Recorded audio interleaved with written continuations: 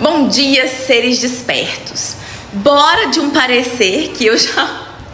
Até no WhatsApp, gente. Dani, o que você achou da mãe que teve lá a atitude de filmar a moça que não quis ceder o lugar na janela, né, pra criança? Então, gente, é um contexto complexo e que, assim, coisas na internet... As coisas na internet tomam um rumo, às vezes, muito maldoso do que do fato propriamente ali dito, né? E a gente só focou em um lado até agora, que foi o lado da mulher que negou o lugar, né? E o fato da mãe se posicionar diante do filho, tendo uma birra, né? Filmando... com todo aquele sentimento de frustração, deve haver uma pontuação no comportamento dessa mãe. Que primeiro, refletir sobre o exemplo propriamente dito, né? Que a mãe dá para o filho, o pai também, que a gente ouve a voz dele ali no vídeo.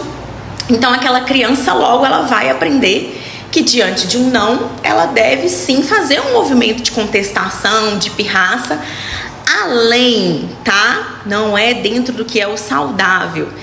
E aí, o ponto que eu quero trazer de reflexão para vocês é o seguinte: aquela mãe, quando ela tomou a atitude de gravar aquele comportamento, eu não acredito que seja no intuito de tornar aquilo propriamente, né, levar para a mídia e tornar aquilo ter o movimento que teve, né, ter a repercussão que teve, mas sim por ela acreditar que ela estava certa, porque é o movimento que nós fazemos nas nossas vidas.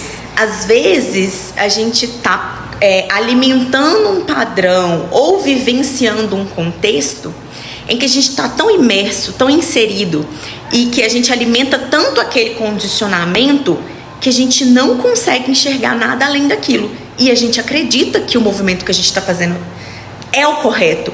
Então eu acredito que, mais pensando por esse lado, aquela mãe só gravou a atitude da outra moça, acreditando ela que estava sim certa, né? Ela acreditava assim que, poxa, a outra moça que tem um coração ruim, como que ela nega ali a troca do lugar com uma criança? Então acredito que foi mais nesse intuito do que causar uma repercussão propriamente dita negativamente. E essa mãe, ela pode ter se imerso tanto, né, no contexto de mãe, que você sente pelo seu filho, você sofre pelo seu filho, e isso tende a fugir do controle se você não tem um senso de presença e consciência, sim. E o que ela fez ali foi isso, esse movimento exacerbado de ter tomado a dor do filho, que às vezes pode ser que a criança nem sinta tanto quanto o adulto. E trazendo isso para a codependência e linkando já com a convivência dos entes codependentes que convivem com o dependente químico, que é bem isso. Às vezes, os parentes eles sofrem tanto com a dependência química do outro, né? E eles sofrem tanto com isso, eles tomam tanto essa dor do próprio dependente químico, que elas não conseguem perceber, além disso, que ali existe a vontade do dependente químico, por exemplo, em se tratar. O não que eles recebem várias vezes através de comportamentos negativos do próprio dependente dói mais neles do que no próprio dependente.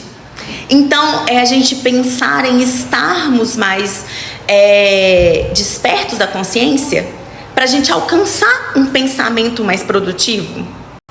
Então, é um cuidado que nós devemos ter ao pontuar a atitude da mãe, ao pontuar o sofrimento da criança, às vezes ali diante do não recebido, o lugar em que a mãe e o pai se encontram ali de exemplo para o filho, a outra pessoa que é a da janela, de manifestar a sua vontade ou não em colaborar com aquele pedido, né?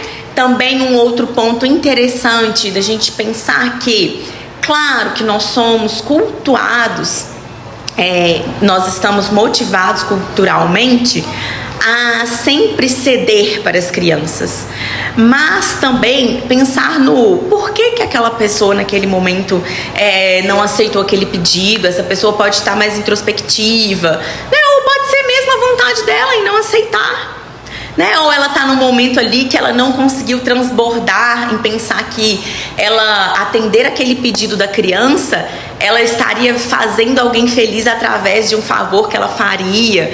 Mas assim, não cabe esses julgamentos tão agressivos que a internet coloca, porque é uma situação que tem todo um contexto e que tem a vivência das pessoas dentro desse contexto. Mas é a gente sempre buscar o pensamento e estarmos despertos.